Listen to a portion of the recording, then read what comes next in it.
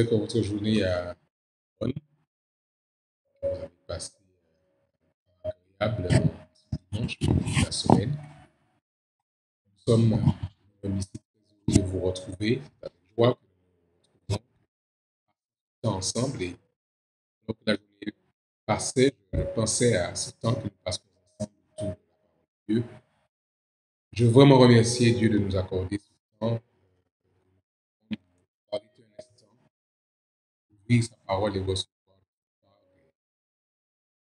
soutien et un réconfort spirituel selon sa parole. Je voudrais vous inviter à ne pas hésiter à vous arrêter un instant avec moi afin que nous puissions ensemble découvrir ce que Dieu a réalisé. Chacun notre groupe. Qui sont déjà là, ceux qui nous rejoignent alors que nous entamons cette dernière semaine, cette dernière ligne droite, nous allons dire ensemble pendant ces 100 jours de prière et nous voulons pendant ces derniers jours recevoir encore les dernières paroles que le Christ voulait partager avec chacun d'entre nous. J'aimerais vous inviter à prier avec moi comme nous le faisons chaque soir afin de demander à Dieu de prendre le contrôle du temps, d'échanger le partage et que nous puissions recevoir ces paroles comme venant directement de notre Seigneur. Je vous invite donc, mes chers amis,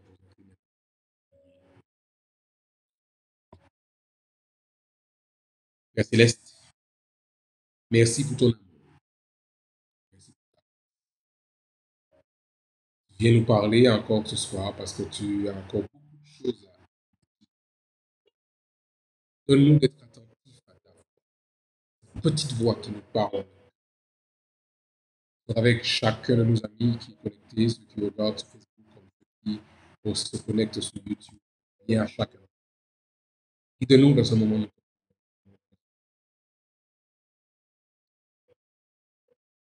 Encore bienvenue à vous, mes amis, qui partagez avec nous ce moment, qui priez avec nous. Nous croyons que Dieu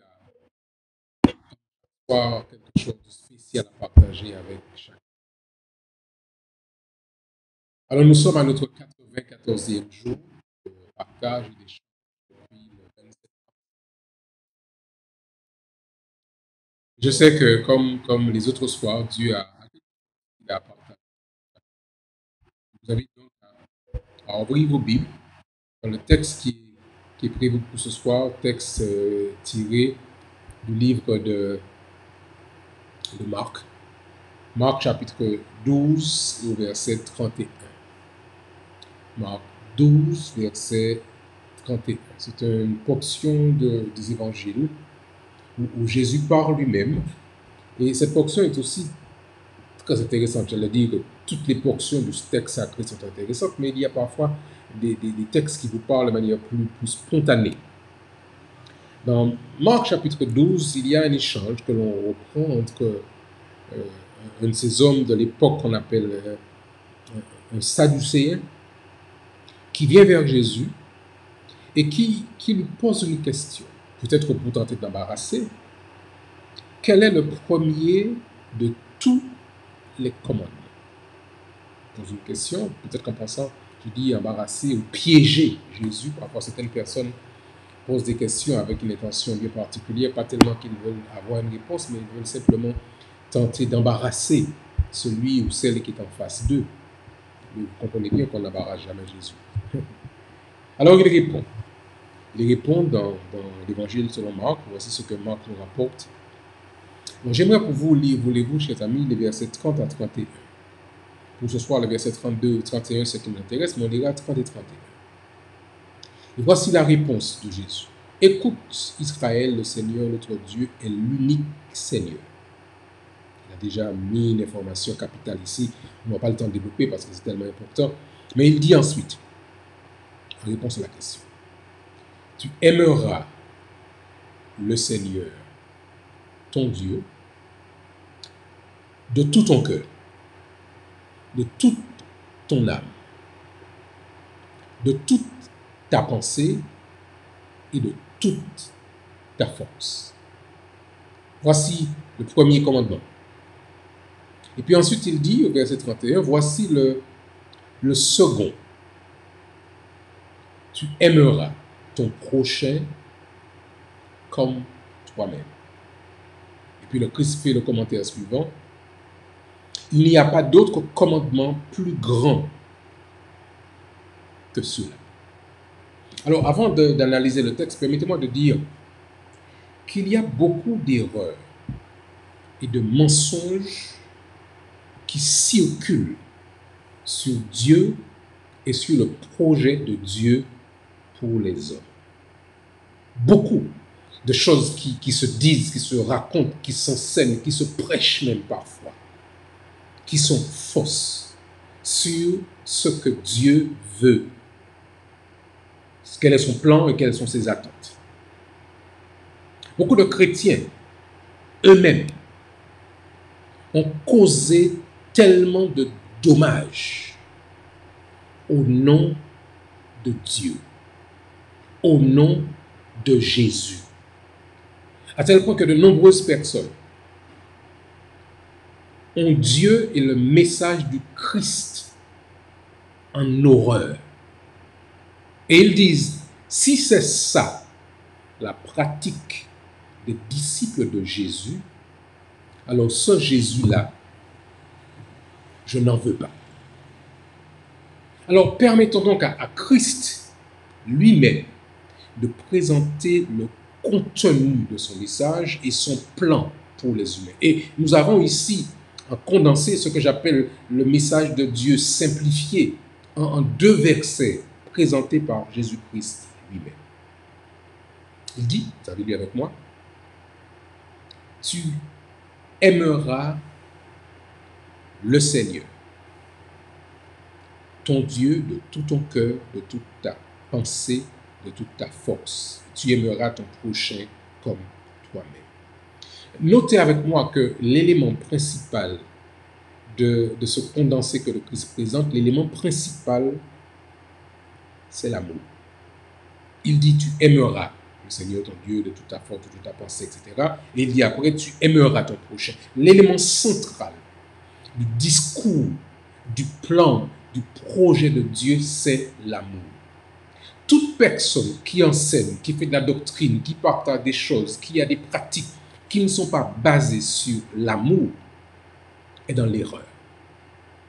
Parce que c'est l'élément central, l'élément fondamental. Tout ce qu'on peut faire, tout ce qu'on peut dire, prier, prêcher, chanter et tout le reste, s'il n'y a pas cet ingrédient de départ, cet ingrédient de base, le faire par amour pour Dieu et par amour pour son prochain, ça n'a pas de sens. Parce qu'en fait, c'est ça l'élément de base. Tu aimeras le Seigneur ton Dieu de tout ton cœur, de toute ta pensée, de toute ta force. Aimer. Tu aimeras. C'est le premier élément que je voudrais présenter dans ce que le Christ présente comme étant ces 2 fondamentaux, les 2 piliers de son plan. Tu aimeras. Et puis ensuite, il dit, tu aimeras le Seigneur. Alors, c'est une information qui est capitale parce qu'en fait, il dit, si j'aime le Seigneur, cela signifie que je reconnais le Seigneur et que s'il est Seigneur, je suis sujet. Il y a des gens qui estiment qu'ils ne sont sujets de personne, qu'ils sont libres, qu'ils sont autonomes, qu'ils sont maîtres d'eux-mêmes. Et par conséquent, quand il faut aimer le Seigneur, ça les dérange parce qu'en fait, je ne suis pas un sujet. Or, le Christ dit, tu aimeras le Seigneur. Et puis, il ajoute, tu aimeras le Seigneur, ton Dieu. Notez qu'il n'a pas dit, tu aimeras le Seigneur, le Dieu. Ou il n'a pas dit, tu aimeras le Seigneur, un Dieu, mais ton Dieu.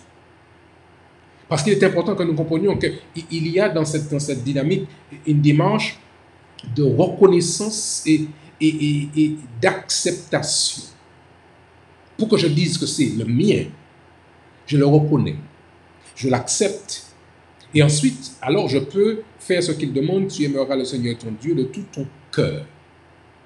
C'est pas parce que mes parents m'ont obligé, parce que mon mari insiste, parce que ma femme veut. Non, tu aimeras le Seigneur ton Dieu de tout ton cœur. Il y a un élément, j'allais dire, de volition, un élément de volonté personnelle, de tout ton cœur. Ensuite, il dit, tu aimeras le Seigneur ton Dieu de toute ta pensée. c'est important de reconnaître que si il dit tu aimeras le Seigneur, d'ailleurs de toute ton âme, avant la pensée, de toute ton âme, c'est-à-dire qu'il y a une réponse spirituelle. L'élément âme fait référence à une dynamique, à une dimension spirituelle. Nous sommes des êtres physiques, mais nous sommes aussi des êtres spirituels. Et il faut que cette relation soit dans ce registre spirituel. Et puis, il dit ensuite, tu aimeras le Seigneur ton Dieu de toute ta pensée, avec toute ton intelligence.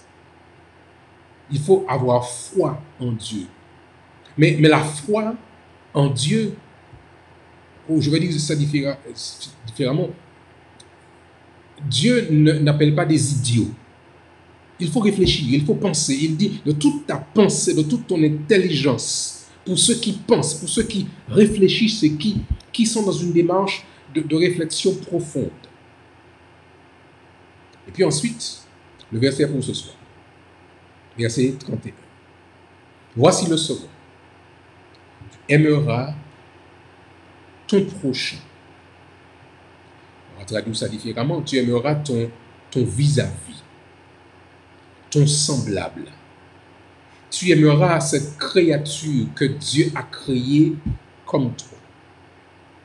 Et il dit, le Seigneur, dans sa parole, tu aimeras ton prochain comme toi-même.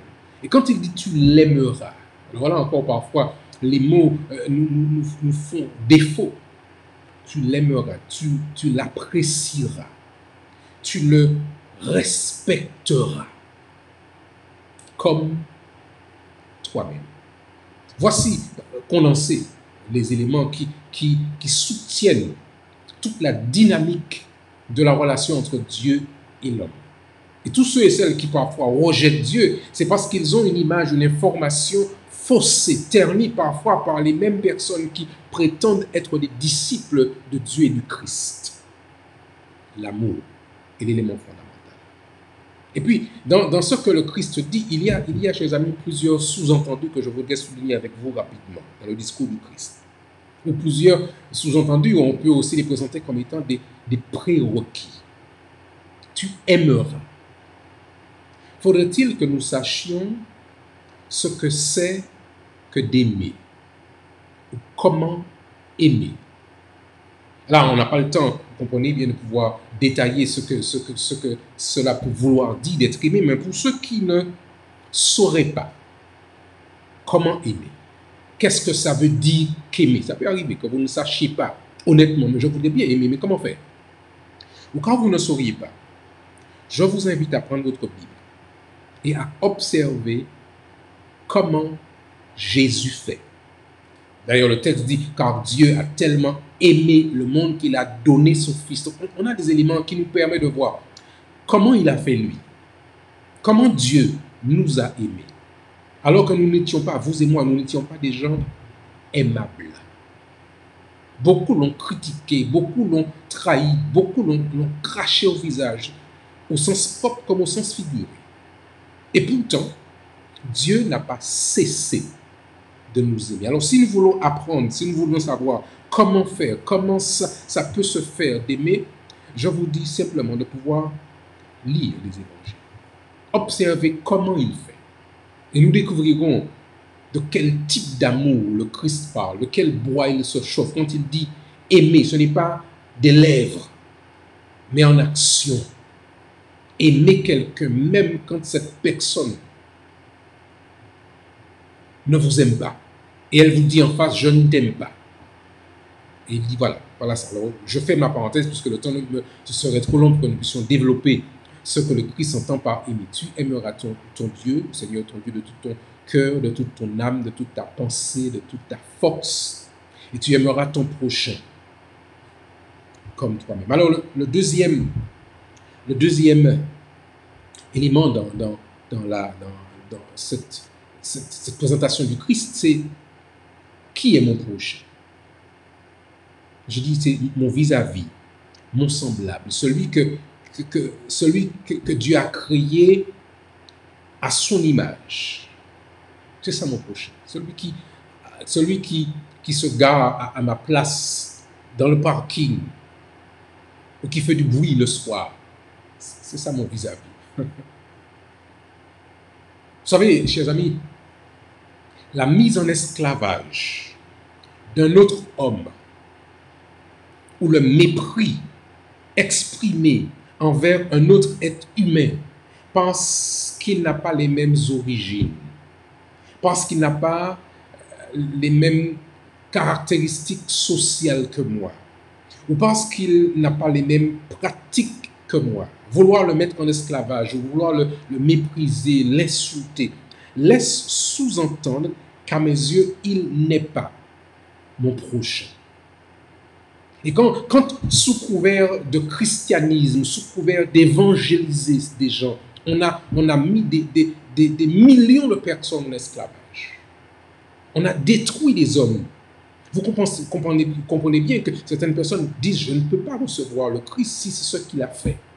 Or, le Christ n'a jamais dit ceci. Il a dit « Tu aimeras ton prochain. Tu l'apprécieras, tu le respecteras.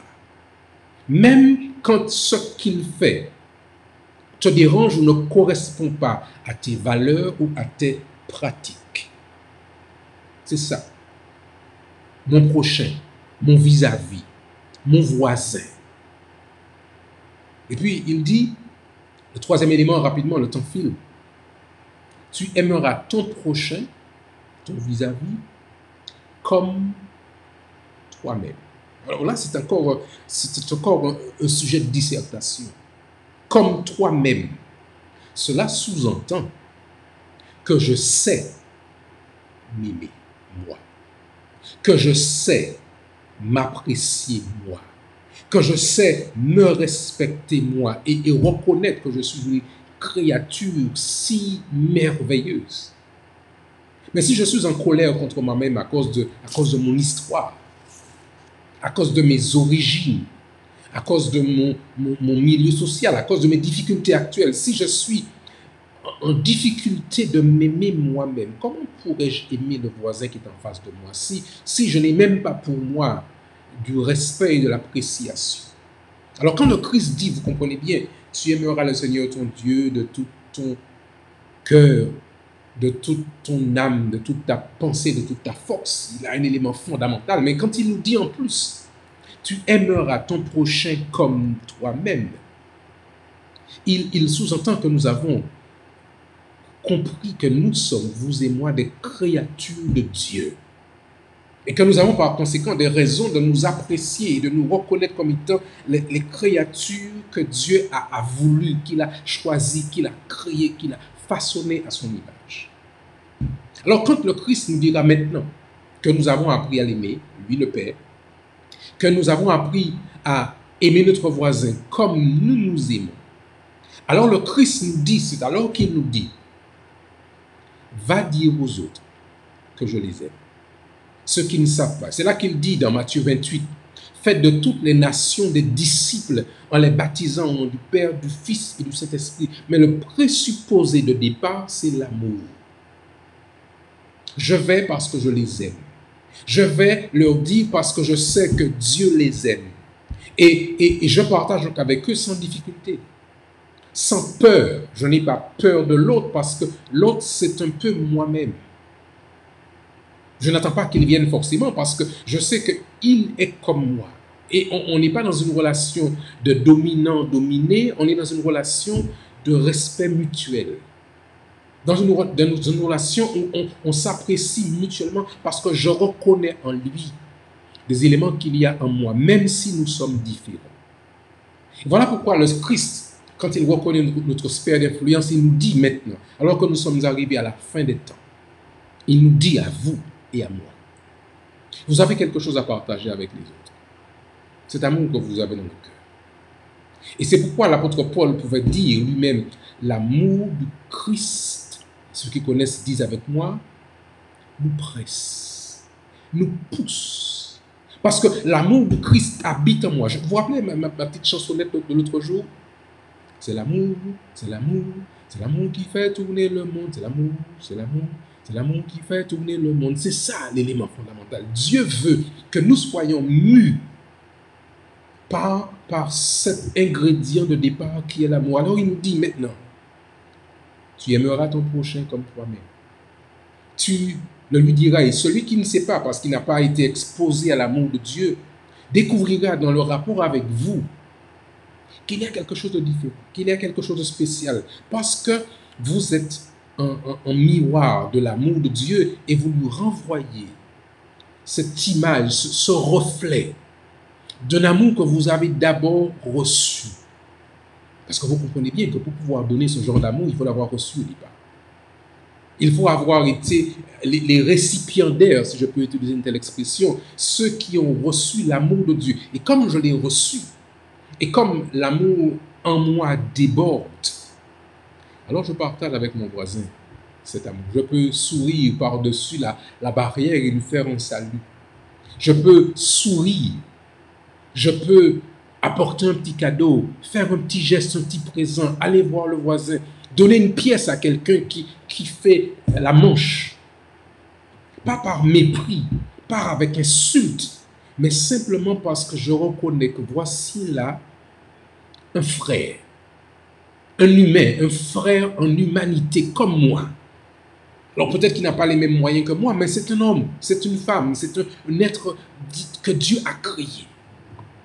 Jésus est conscient que nous avons une sphère d'influence, que nous avons des choses à partager. Il connaît que chaque personne avec laquelle vous êtes en contact, vous pouvez partager quelque chose avec eux. Vos voisins, nos voisins sont autant de personnes que Dieu met à notre disposition pour qu'ils découvrent l'amour de Dieu. Mais on ne peut pas donner à ce voisin l'amour si on ne l'a pas.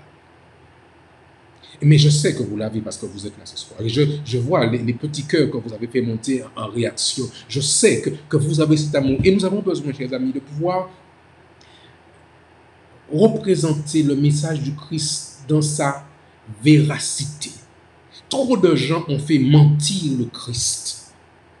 Quand Gandhi, le Mahatma Gandhi, disait « Si les chrétiens aimaient comme Jésus aime, je deviendrai chrétien. » Alors vous imaginez qu'il est temps que vous et moi, nous devenions les vrais chrétiens à l'image de Christ, afin de répandre cet amour sur la terre et que le monde entier sache quelle est l'intention véritable de Dieu pour les hommes et pour les femmes. Alors que nous terminons cette semaine, je voudrais vous inviter, chers amis, à partager l'amour. Il y a un morceau de Take Six, pour ceux qui sont des mélomanes et des musiciens, qui dit « Spread love », partager l'amour. C'est ça que nous avons à faire.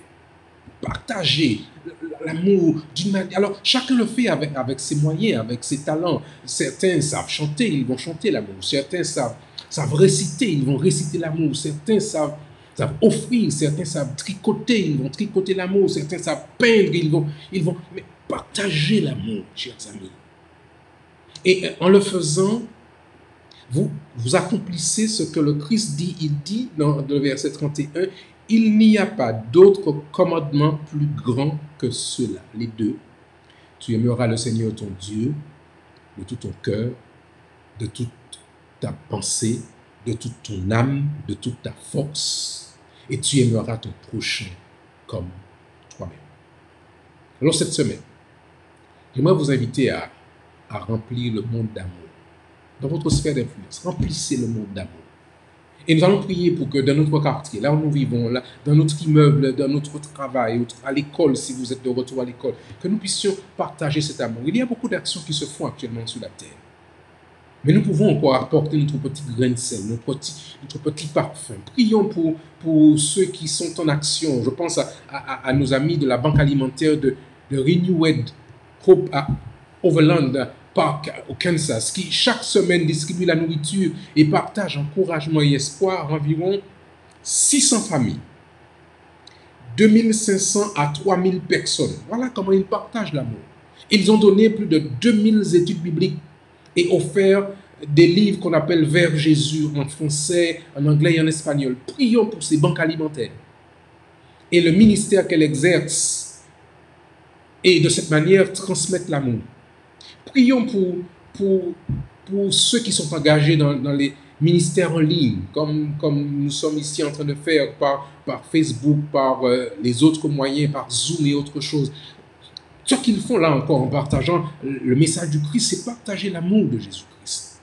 Prions pour les familles où l'amour a disparu, où il y a de la colère, où il y a de la violence, où il y a des divorces qui se mettent en place. Prions pour que Dieu restaure l'amour.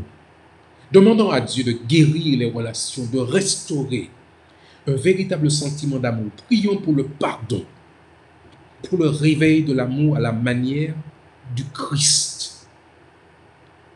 Nous avons du pain sur la planche pendant la semaine. Il y a beaucoup à faire. Mais on peut le faire sans aller loin. On n'a pas besoin forcément d'investir.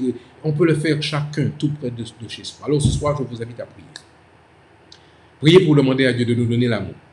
C'est là la première démarche, pour que nous puissions l'avoir, nous, et puis après, nous pourrons le partager dans nos familles, dans nos voisins, dans notre voisinage, et partout où nous sommes. Voulez-vous prier avec moi ce soir, chers amis? Faisons-le ensemble. Père éternel, nous comprenons par ta réponse à ce Sadducéen que ton plan est simple et majestueux en même temps.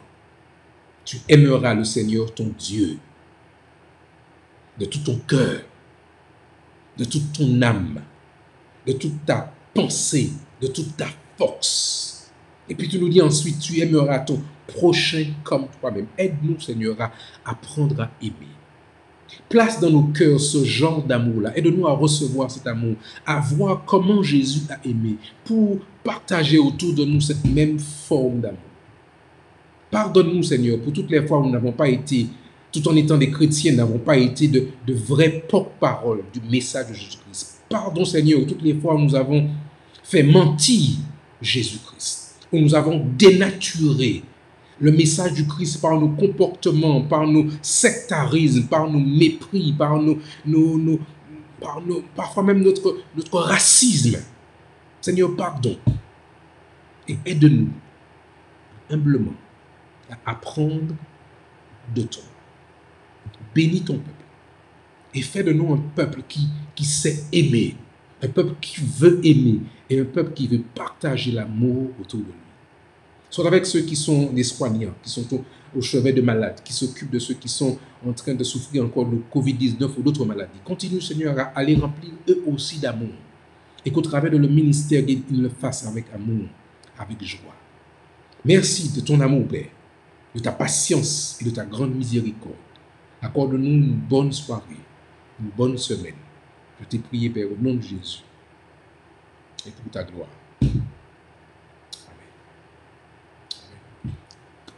Mes chers amis, je vous souhaite à tous une très, très bonne semaine.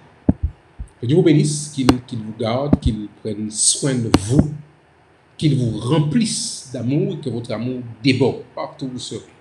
Et que vous puissiez dire à quelqu'un, voilà comment Jésus aime. Par un sourire, par un mot, par une petite tape, par un appel téléphonique, par un email, par un message WhatsApp. Dites, partagez l'amour autour de vous. Je vous dis, quant à moi, bonsoir. Rendez-vous demain soir, Dieu voulant, si vous le pouvez, 19h30 du Sénégal ou selon votre fuseau horaire, si vous êtes connecté à l'étranger ou ailleurs. Merci de partager encore le lien avec nos amis. Nous sommes là tous les soirs jusqu'à la fin de la semaine pour pouvoir terminer ces 100 jours ensemble. À très bientôt. Que Dieu vous garde, qu'il vous bénisse. Je vous aime moi-même. Dieu vous aime. Et nous vous disons rendez-vous à demain soir. Dieu voulant.